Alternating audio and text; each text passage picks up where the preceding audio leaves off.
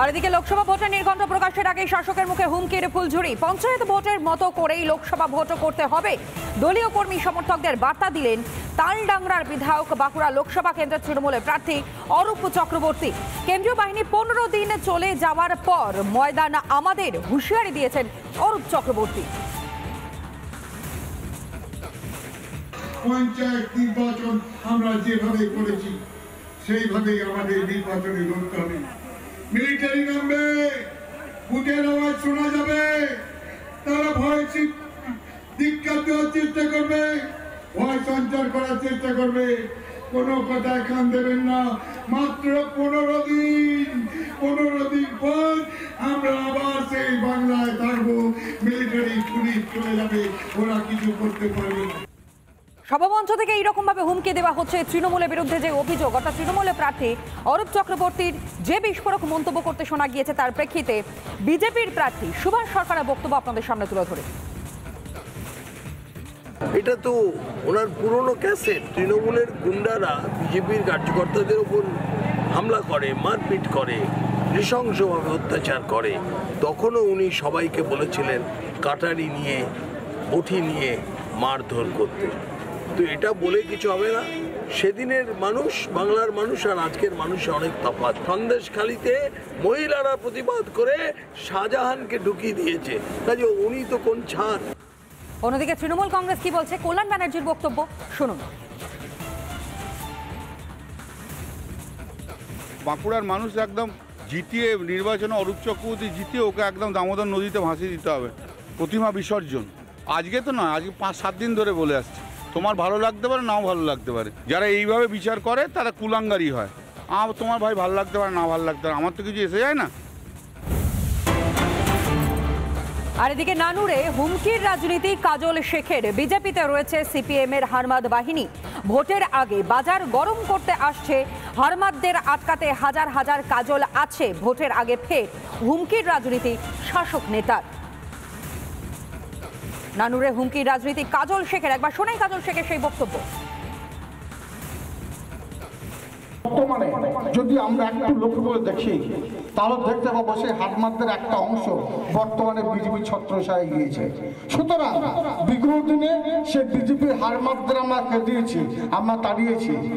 এরপর সেই হারমাদরা যদি আবার হারমাদগিরি করতে আসে, যদি আবার দম দেখাতে আসে, যদি আবার তারা পুনরায় আমাদের মধ্যে জাতিভেদ নিয়ে রাজনীতি করতে আসে, যদি আবার তারা হিন্দুত্বের তাস খেলতে আসে, তাহলে আমার মতো হাজার হাজার কাজল শেখ নানুর বিধানসভা আছে, তারা কিন্তু ছেড়ে কথা বলবে না।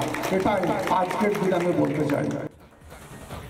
হুমকি শাসানি একেবারে কুকথার ফুলঝড়ি ছুটছে, যেখানে লোকসভা ভোটের নির্ঘণ্ট এখনো প্রকাশ হয়নি, দিনক্ষণ প্রকাশ হয়নি, কিন্তু তার আগেই কাজল শেখের বক্তব্য আপনাদের সামনে আমরা তুলে ধরলাম। বিভিন্ন জায়গায় তৃণমূল কংগ্রেসের নেতা নেত্রীরা তারা যখনই নির্বাচনী প্রচারে যাচ্ছেন সেখানে বিস্ফোরক মন্তব্য করতে তাদেরকে শোনা যাচ্ছে।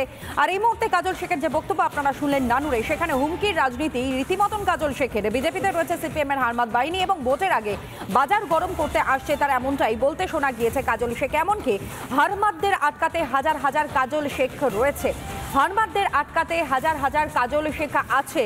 ভোটের আগে ফের হুমকির রাজনীতি শাসক নেতার। যে বক্তব্য আপনাদের সামনে আমরা তুলে ধরলাম কর্মী সভা, এবং সেই কর্মী সভা থেকে বক্তব্য রাখছিলেন কাজল শেখ, আর তখনই এই মন্তব্য করতে শোনা যায় তৃণমূল কংগ্রেসের নেতাকে কাজল শেখকে।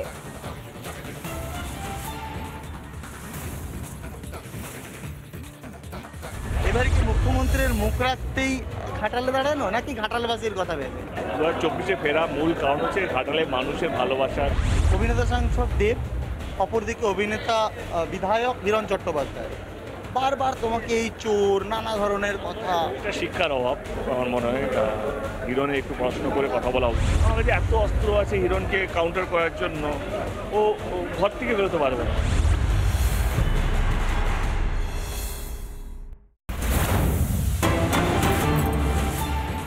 শেখ শাহজাহানের দুই ভাইকে তলব করলো এবার ইডি। শেখ আলমগীর এবং শেখ সিরাজ উদ্দিনকে তলব করা হয়েছে বলে খবর পাওয়া যাচ্ছে।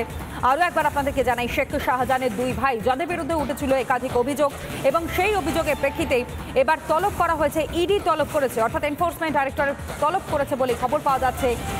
যেই দুই ভাইকে তলব করা হয়েছে শেখ আলমগীর এবং শেখ সিরাজ উদ্দিন, তাদেরকে তলব করা হয় 21শে মার্চ সিজিও কমপ্লেক্সে ইডির তলব। তুলিকা আমাদের প্রতিনিধি এই মুহূর্তে আমাদের সঙ্গে, ডিটেইলে জানাও তুলিকা।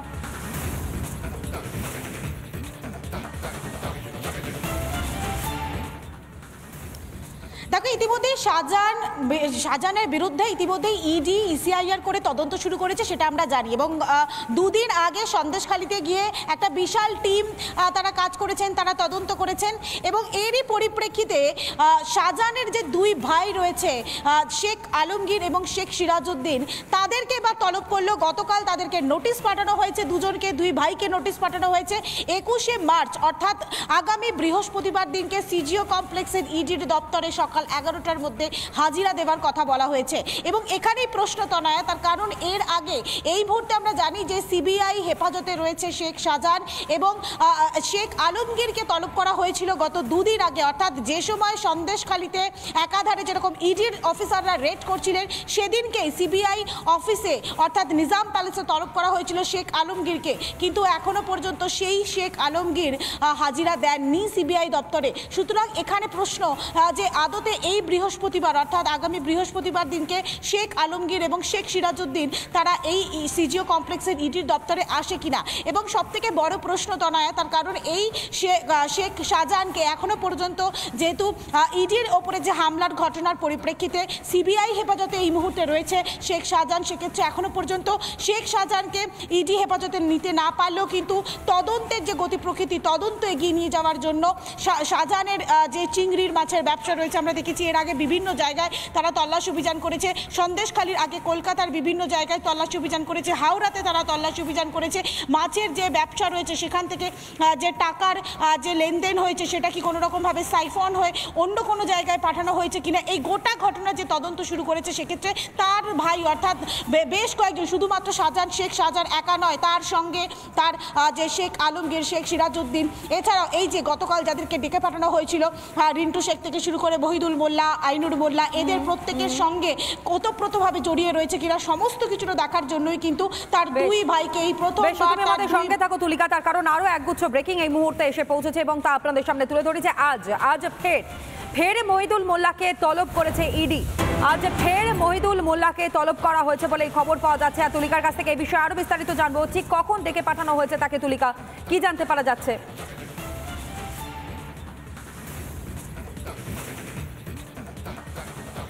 দেখো, আজকে সকাল 11টার মধ্যেই কিন্তু সিজিও কমপ্লেক্সের ইডির দপ্তরে আবারও মহিদুল মোল্লাকে তলব করা হয়েছে। এবং গতকালও মহিদুল মোল্লা সহ 4 জন অর্থাৎ এই রিন্টু শেখ, আইনুর মোল্লা, যাদের বাড়িতে তল্লাশি অভিযান চালিয়েছিলেন যারা ইডির অফিসাররা রয়েছেন, তাদেরকেও ডেকে পাঠানো হয়েছিল। তারা গতকাল এসেছিলেন। এবং মুসলিম শেখ যার আইসক্রিমের যে গোডাউন রয়েছে, সেখান থেকে 3টে গাড়ি উদ্ধার করা হয়েছিল। সে জায়গায় দাঁড়িয়ে কিন্তু তাদেরকে না ডাকলেও মহিদুল শেখকে ডেকে পাঠানো হয়েছে। তার অন্যতম কারণ হচ্ছে যে আমরা গতকালই সেই খবর ব্রেক করেছিলাম তনয়া, যেখানে এই মহিদুল শেখের ভূমিকা কিন্তু মহিদুল মোল্লার ভূমিকা কিন্তু অত্যন্ত গুরুত্বপূর্ণ। তার কারণ এই মহিদুল মোল্লা সে কিন্তু শেখ শাহজাহানের হিসাব রক্ষকের কাজ করতেন। মাছের যে ব্যবসা রয়েছে, শেখ শাহজাহানের চিংড়ি মাছের ব্যবসা রয়েছে, যেটা বিদেশেও এক্সপোর্ট করা হতো, বিদেশেও পাঠানো হতো, শুধুমাত্র এ রাজ্যের বাইরে নয়, বিদেশেও পাঠানো হতো। সেক্ষেত্রে কিন্তু এই যে হিসাব রক্ষক অর্থাৎ মহিদুল মোল্লার ভূমিকা, তুলিকা পরবর্তী সময় আরো ডিটেইলে তোমার কাছ থেকে জানবার রয়েছে। আপাতত ধন্যবাদ জানাই।